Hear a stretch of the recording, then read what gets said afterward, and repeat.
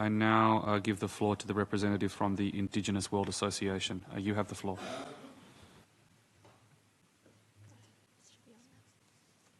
Is it on? Thank you.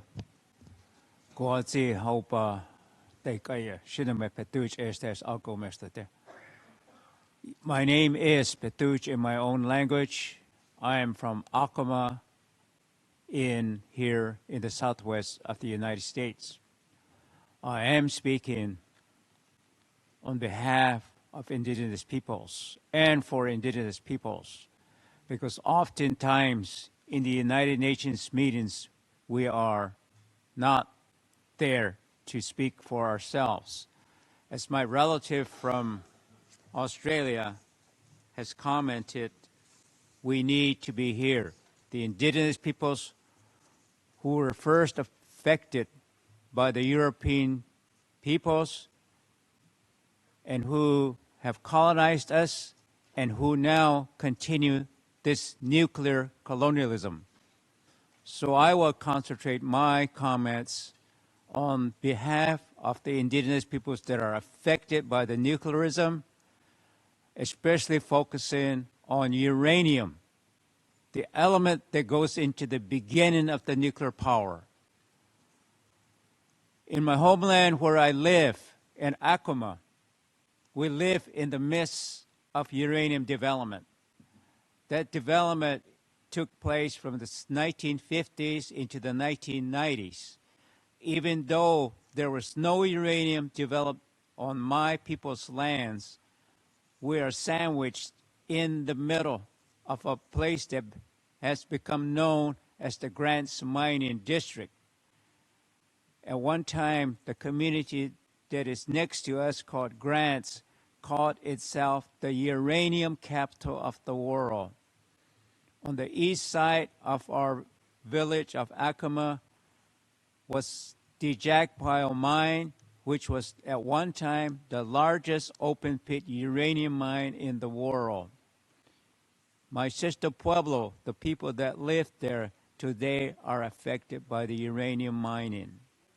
I myself worked in the Anaconda uranium mill site. In this area that is known as the Grants Mining Districts, there are 200 abandoned uranium mines. An abandoned uranium mine is a company that once mined that is no longer legally responsible or even unknown as to who mined that mine. Hence, they are called abandoned uranium mines. Yet, there is some kind of responsibility owed to reclaim those areas because they continue to contaminate the land, the people, the air, the water. In this same area, there were 5 uranium mills to process this ore. And that's where I worked in one of the last stages to produce the yellow cake that goes into uranium for uranium enrichment. So to this day, one of the communities that faces the worst condition of uranium mining is a community called the Redwater Pond Road community, a Navajo community. Their United Nuclear Corporation mined that area for 3 decades. They left behind uranium mills, waste, and uranium mines that were there. The mine itself is approximately a mile away from the families that live there today, and less than a quarter of a mile from the mill site that is in their area there. So the people that live on that land really live within this radioactive contaminated area. Daily they breathe and walk on this radioactive dirt that is there. And all that the United States is going to do is to remove that uranium mill waste half a mile away to the former United Nuclear Corporation's mill waste. The nuclear regulator came out this year and during that time that they were there was a huge dust storm that really encompassed all the people they were there. And the commissioners for the Nuclear Regulatory Commission felt that dust that was radioactive, and they really realized just how contaminated that area is. And even the Inter-American commissioners that came into that area this year that visited that contaminated area refused to get out of their cars because they felt that it was too contaminated. The Navajo people who lived there told them, we live here every day, and yet you don't want to see the conditions that exist here. Let me just emphasize again how indigenous peoples have been affected by the nuclear development.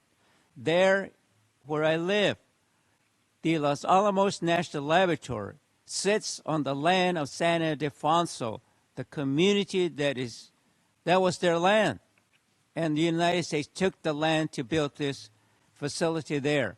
Today, they still contaminate area because the radioactive elements that are produced from plutonium pit production goes into the water there. The soil is contaminated there. And the people indigenous people and all the people that live around Los Alamos National Laboratory are continuously to be radiation victims. And so we oppose the current production of the so-called plutonium pit triggers that are going to be developed there.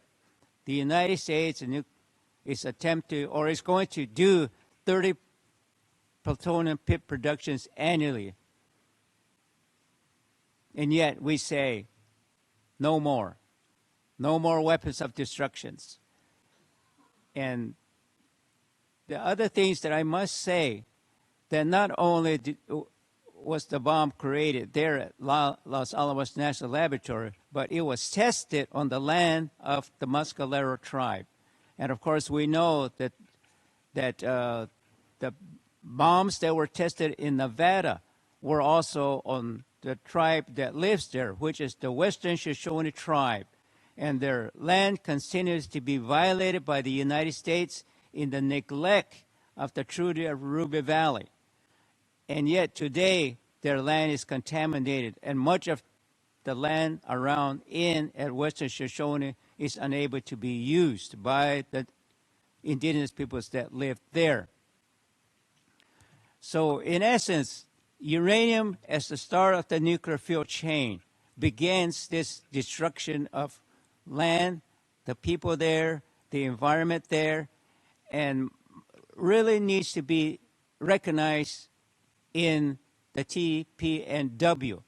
So one of my questions that I will ask, how is the TPNW going to really begin to recognize the United Nations Declaration on the Rights of Indigenous Peoples when it comes to this contaminated area that they live on, both from former bomb testing, including the current research goes on to the national laboratories that are in Hanford, Santa Fe, South Carolina, and Savannah River.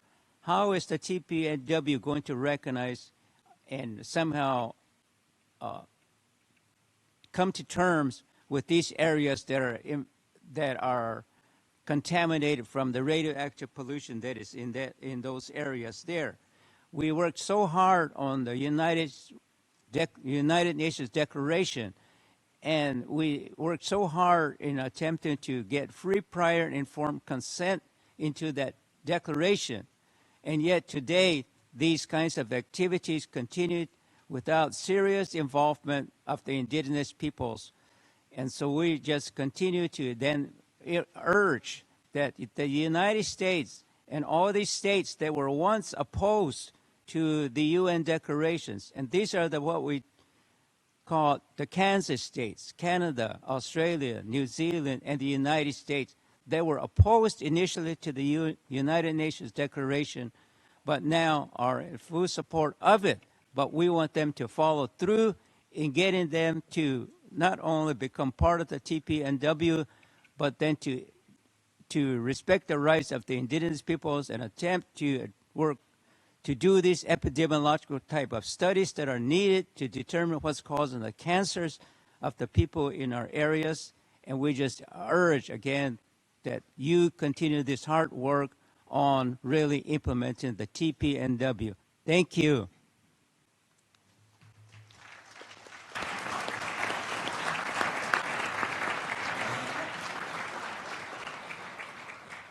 I want to thank the representative from the Indigenous World Association for his intervention and questions. I was wondering, Ms. Lester, given that we could make use of your experience on the panel to address that question regarding Indigenous rights.